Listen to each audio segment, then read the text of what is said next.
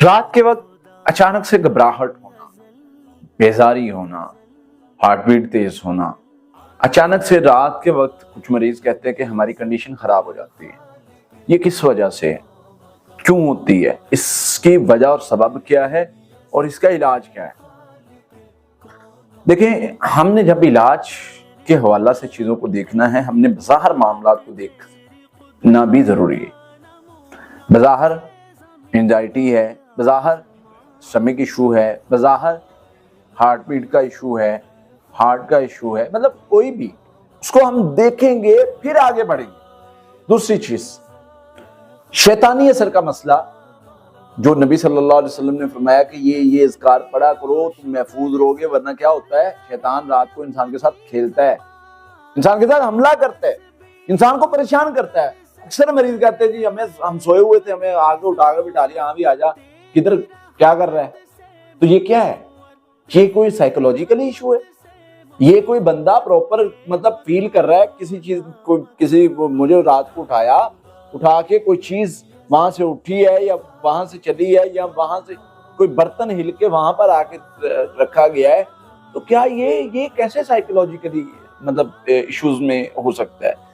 کہ psychological issue ہو تو میرے مائنڈ کے ساتھ ہو نا، ادر چیزیں جو ہیں وہ ان کے ساتھ تو نہ ہو، تو وہ اس سے پتہ چلتا ہے کہ نہیں، یہ کوئی واقعی شیطانی اثر ہے۔ ہاں، انزائٹی اگر ہوگی کسی بندے کو، وہ اچانک سے اٹھ رہا ہے، تو اس کو ہم اس لحاظ سے ٹریٹ کریں گے۔ اگر کسی کو پینک اٹیک کا ایشو ہے، وہ رات کو گھبرا جاتا ہے، تو اس کو ہم الگ سے ٹریٹ کریں گے۔ اگر کسی کو مطلب اس سے ریلیٹڈ جو بھی معاملات ہوں گے، ان کو ہم اس حساب سے ٹریٹ کریں گے۔ لیکن یہ جو معاملات ہیں، ان کو ہم نظر انداز نہیں کر سکتے۔ روحانی علاج کے جو مسائل ہیں، ان کو ہم نظر انداز نہیں کر سکتے۔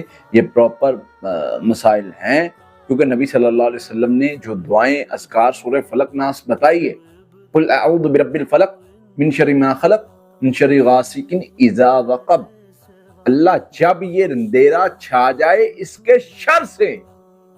اب پتہ یہ چلا کہ اس میں بھی کوئی شر ہے جو پراپر اس کے لیے پناہ مانگی گئی ہے۔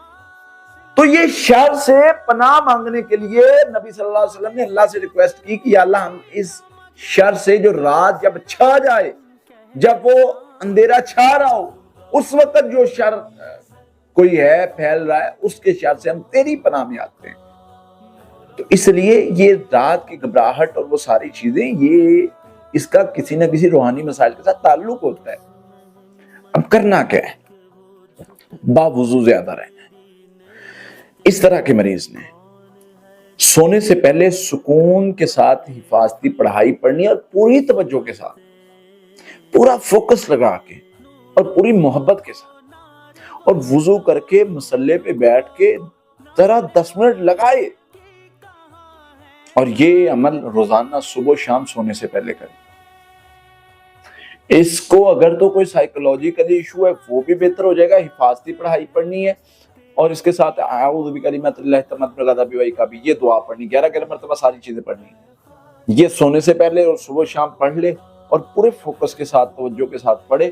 یقین کریں اس کی انزائٹی ہوگی وہ بھی ختم ہو جائے گی، پینک اٹیک ہوگا وہ بھی ختم ہو جائے گا، اور اس کا روحانی اثر، شیطانی اثر، شیاطین کا جو مسائل بنا کے گھبراہٹ پیدا کرنا اور مسائل پیدا کرنا، وہ بھی انشاءاللہ ختم ہو جائیں گے، اور یہ بندہ تندرست ہو جائے گا اللہ کی رحمت سے۔